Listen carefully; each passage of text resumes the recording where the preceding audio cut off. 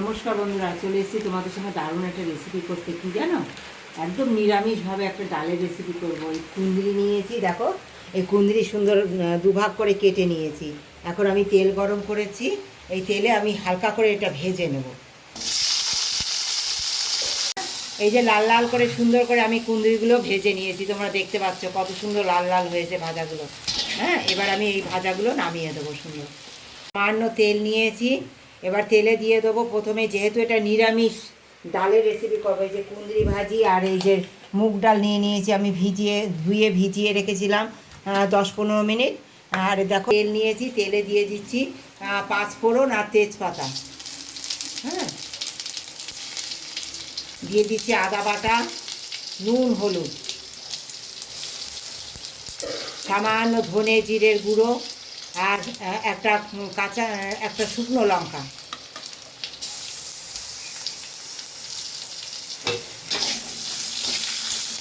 দিয়ে এই যে মুগ ডালটা দেখছো, মুগ ডালটা আমি সুন্দর দিয়ে মশলাটা কষিয়ে নেব। দেখো বন্ধুরা, এই যে সুন্দর আমি মশলা দিয়ে ডালটা কষিয়ে নিয়েছি।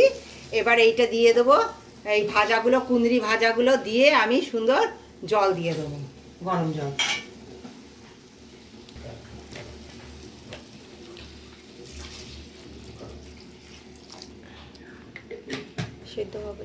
সেদ্ধ হওয়া পর্যন্ত সুন্দর আমি জাল দিয়ে নেব।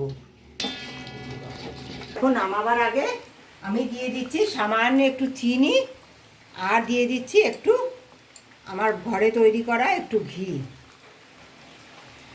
তৈরি হয়ে গেল আমার কুঁদরি ভাজা দিয়ে সুন্দর নিরামিষ ডালের রেসিপি। তোমাদের কেমন লাগলো অবশ্যই তোমরা কমেন্ট করে আমার পাশে থেকে জানিও। যে যদি ভালো লাগে অবশ্যই তোমরা ট্রাই করো, আর লাইক, শেয়ার এবং সাবস্ক্রাইব করে দিও।